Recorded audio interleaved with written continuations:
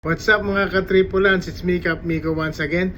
Usapang mindset naman po tayo. At ang tinutukoy ko po rito ay ang positive mindset on how we are going to maintain a positive mindset in our daily living. In order for you to have a positive mindset, unang-una po natin tatandaan is to love yourself first.